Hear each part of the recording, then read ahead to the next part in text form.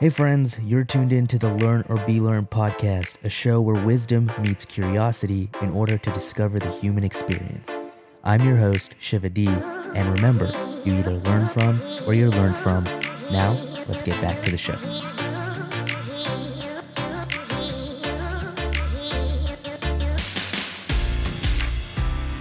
All right, friends, welcome back to another episode on Learn or Be Learned. Today is an episode that I kind of surprised we haven't done this yet, considering the show is called Learn or Be Learned. And the other day I had a conversation with a friend and we were just chatting, and all of a sudden he says, I'm just not the best student. I don't learn very well. And then I looked at him, paused, and I said, no, I don't think that's the case. You probably just didn't learn very well in the way they wanted you to learn. And then I went on to explain how there's 3 types of learning methods, and even Tony Robbins will go over this in his, conferences and whatnot. And I know this because when I went to a Tony Robbins conference, I was chatting with a friend of mine who went to the Olympics and another friend of mine who's now in real estate but used to do martial arts, and the other guy also did martial arts in the Olympics. So these are 2 martial artists. Well, when we were together at the conference, it was at one of their houses, and we're just chatting. They were just talking about which type of learning style they are, and I looked at both of them and said, you guys are probably kinesthetic learners. And they said, why is that, when they looked at me? And I remember I looked at them and I go, well, you both love martial arts. You love the touch, you love the feel, you learn best through movement. And they both go, yeah, that's very true. And I go, and that's why I gravitate towards podcasting and auditory learning, because, I'm an auditory learner. And, things started to click. And the same thing when going back to the first story with my friend that I chatted with the other day, I was telling him, I think that you're a kinesthetic learner, a learner who learns best through touch and movement. And he paused and he goes, what do you mean? And I go, well, you love bodybuilding. He's a bodybuilder, and he's actually, won his, professional titles and what. I'm not going to get too much into it because, I don't want to out him in case, without his permission. But anyways, he's a bodybuilder, and I remember telling him, yeah, I think, because that's why you gravitate towards fitness and working out and feeling the bar, feeling the muscle, feeling the mind-muscle connection, the contraction, right? And he goes, wow, that makes a lot of sense. I go, yeah, you probably were forced to learn through lectures, which was auditory, and visuals, which was textbooks, which is why it never resonated with you. If someone had taught you through mainly lab structures and movement and things like that nature, you probably would have excelled much quicker. And he was mind blown. And that's when I realized, well, it's called Learn or Be Learned, and maybe one of our episodes should have been about understanding how to learn.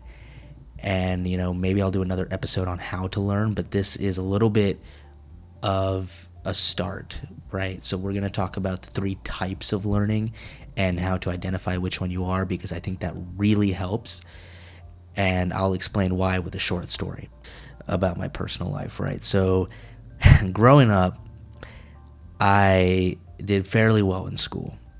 I did really well in grades. I was just, standardized tests overall, I did really good. If we look at section by section, perfect to near perfect scores on every category except reading comprehension.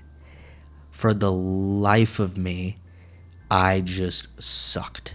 We're talking like so low, it dropped all the other averages to an average, right? So I had near perfect to perfect scores on all the other categories, like science, math. Like I'd have perfect in math and all sorts of stuff, and that's not important. But the reason I say this is to emphasize that even with those really, really good scores, I felt stupid. I felt like I wasn't smart enough, because growing up, I tanked one section, which tanked my average. So much so, for example, like the PSATs, right? This is an exam that gets you scholarship money around the country, often even full ride scholarships. Like we're talking a lot of money is given here. I got a perfect score on 2 of the 3 sections, English and math. And the reading comprehension was so low that I was, I think, 1 or 2 points below the cutoff line to get that large sum of money. And man, that hurt too. My parents were constantly stressing me about it. They'd be like, why can't you do better? This guy did great. That girl did great. Why can't you? And it was difficult. I mean, I kept thinking, man, am I stupid? Like, I don't know. I just can't. I would study and study and study these reading comprehension books and try passages. And for the life of me, I don't know why, I just zone out when I start reading extensively. And you guys might find this almost unbelievable because one of the series is books. But here's the thing. It wasn't till almost end of undergrad when I was finishing up pre-med, and even there, right, like the MCATs, I was struggling with reading comprehension, and it wasn't towards the end of college where I realized I'm an auditory learner. And this happened actually, I believe, close to the end, if not after college, is when I finally learned this lesson, which is why I'm trying to teach it to people today to, kind of get a better understanding of themselves and maybe a better head start. I was one day listening to a YouTube video and I was eating dinner, and in the dining room when I lived with my parents right after college, and my dad walks by and he goes, how can you even understand any of that? I go, what do you mean? He goes, listen on 1x like a normal person. And I was like, it's just him. My dad's really picky, OCD about certain things. I thought it was just one of those. But then it wasn't until later I realized most people don't listen on 2x. To the point where if you go back to some of my early stories on my Instagram, I even talk about, hey, you should listen on 2x. It's only half the time, just to entice people to watch the early episodes, like episode 4 or whatever, right? I didn't realize that not everybody learned through auditory, right? Because your own human experience is through your own perspective, so you make assumptions that your perspective is shared amongst others. And that's when things started to click, and I was like, I'm an auditory learner, right? There's auditory, visual, and kinesthetic. Auditory being hearing things, right? So examples like podcasts, audiobooks, lectures. We have visual, which is more like diagrams, even texts and textbooks, charts, mind maps, spatial views. And then we have kinesthetic, which is, touch, building, movement, labs, role playing, things like creative arts, right? Acting. So there's three types of learning. And, although I don't believe there's a one and done, I believe it's a mix of maybe a percentage that makes up of a person, of what kind of learning styles there are. But for at least the most part, I do believe most people have a dominant or preferred learning style, right? So for me, it's predominantly auditory, but I do also learn through kinesthetic learning. And this makes a lot of sense because I'm not the best with geographical learning, like locations, maps, things of that nature, and that's visual. Same with textbooks. But I can learn, martial arts, bodybuilding. I can build things myself. I listen to, believe it or not, Audible on 2x, 3x sometimes, depending on the speaker, because it's just sometimes so slow for me. And you might think, like, how can you even grasp any of that? But I can. I don't know. It's just my preference of learning. I almost listen to most YouTube videos on 2x, which is just how it keeps me engaged at 2x. So all that's to be said is, I think the issue with me in the reading was I was reading in my head, which was, you can only read so fast, which was maybe a 1x speed, and that caused me to daydream or zone out, right? So learning and understanding your perspective is really important. One time I was teaching this kid math, and he was just not grasping this concept of equations, and I noticed he counted with his fingers. And I remember one time I was like, okay, we're going to try something different. We're going to have you cover up this half of the equation with your hand, and you're only going to look at the left side. Then we're going to cover up the left side. You're only going to look at the right side. You're going to understand, are they balanced? What do you need to do? How to isolate the variable? And I started doing that with him. And next thing you know, he literally looks at me and goes, this is making a lot of sense now. And that small change, just incorporating hand movement, made the biggest difference for him.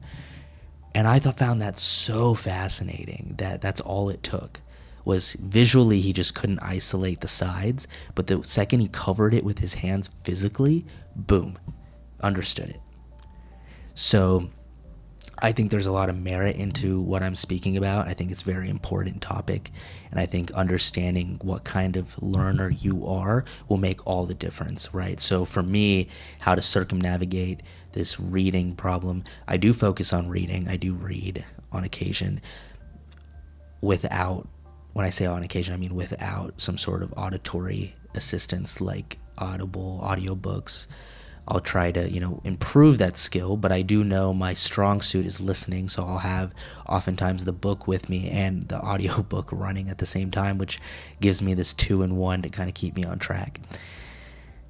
And that seems to help me quite a bit, right? The feeling of holding a book, because like I said, I'm not really a visual learner, so just the idea of holding the book feeling, right, is more kinesthetic. So seeing that movement of where we are, the words, the breakdown of the chapter, but also listening on 2x, 2.5, 3x speed, right? It gives me that perfect blend and balance of what I need to grasp material. So, understanding who you are, maybe you're a visual learner, maybe lectures is where you zone out, or you're a kinesthetic learner and you prefer things like movement and martial arts or sports, right? So understanding that is so crucial. And to wrap up that side story I'd mentioned about tanking and reading comprehension, so this sounds a little cliche, but I believe it's super important. A quote that kind of wraps up that lesson I was talking about, which is a quote from Albert Einstein, and I'm sure many of you heard of it, when he said, "Everybody's a genius, but if you judge a fish by its ability to climb a tree, it will live its whole life believing that it's stupid." So what does that mean, right? It means adaptability, understanding your environment, understanding who you are. So my issue was growing up as a kid into my college years, I always judged myself on my ability to climb that tree when I was never meant to climb the tree in the first place, because that's not my area of genius, right? It's an uphill battle. Not to say you can't work on weaknesses, but you should play into your strengths, right? I could have, and I think today, even as technology grows and grows, I think we're having a better chance of having options, right? I think if I were in college today and I was approaching the situation that I had, I'd probably figure out some sort of software, which I do know exists. I think Speechify. There's different softwares that will literally take text and turn it into audio and speak it. So, and it's like AI based and whatnot. So as we grow with tech, I mean, we're getting options to actually expand your consciousness, your horizon, your knowledge, your wisdom, right? So perhaps there must have been some sort of, if I were to think about this long enough, I'm sure there was alternatives that I could have done even in that moment with the technology and opportunities that I had. But that being said, if it was today, I know right away I would have used Speechify or some sort of software where that would have spoke the text to me, and I would have just gone on a walk, right? So I'd have had some kinesthetic movement, and I would have just listened, wrote down as I was thinking thoughts, connecting ideas, listen again. And I think that would have clicked for me way faster. I always preferred lectures in college because that's the best way I learned. So, right? So don't judge yourself by your ability to climb the tree. That's, I think, a big takeaway here. I think many of us do it because we are, even in our education system, we're indoctrinated to follow a certain set of systems without freedom of expression or ability to question, right? Learn this visually and auditorily. Hopefully that's a word, right? Learn through auditory and visual learning. We want you to listen to our lectures and read the textbooks. But what about the kinesthetic learners? Or what about the auditory learners when it comes time to read textbooks, right? And that's why I don't believe learning's a one-size-fits-all. I mean, humans are so intricate and complicated, right? No two humans have the exact same human experience. So wouldn't it be a little ignorant and presumptuous to believe that we'd all learn the same way? I don't think so. I don't think we would learn the same way. I don't think we do, right? All that to be said, without going much into a tangent, auditory, visual, kinesthetic, finding your learning sense is super important. And if you're thinking, okay, what is my learning sense? There's a couple examples, right? I would try different examples. I would try videos, which would be more visual. Look at charts and diagrams, color coding. Those are all visual textbooks. Auditory, audible, podcasts, those type of examples. And kinesthetic, I would try movement, adding movement into your visual or auditory learning to see what kind of blend you are. Maybe you're, predominantly one, but you have a sub-dominance in another category, right? Like I said, for me, it was mainly auditory and kinesthetic. So you could figure those out, try different things, maybe labs, hands-on learning, those type of examples, right? Building something. And oftentimes you can find answers by looking at your past, right? So growing up, I loved Legos. And this was before they gave you like the 12,000 piece, build this Star Wars, Death Star, or this Harry Potter Hogwarts building. Before they gave you stuff to build, it was just those, I'm sure, hopefully you guys remember, they'd just give you buckets of Legos and they're like, all right, build whatever you want. And it was back in those times, like it was just massive amounts of Legos everywhere, and you just had a bucket of random stuff. And sometimes there's even mixed kits, so it's like not even the same type of Legos. But I would just start building things. So looking back into your past can also help on what type of learner you might be. So those are some tips for you. I hope you guys got something out of this episode and it wasn't long-winded and it made a lot of sense.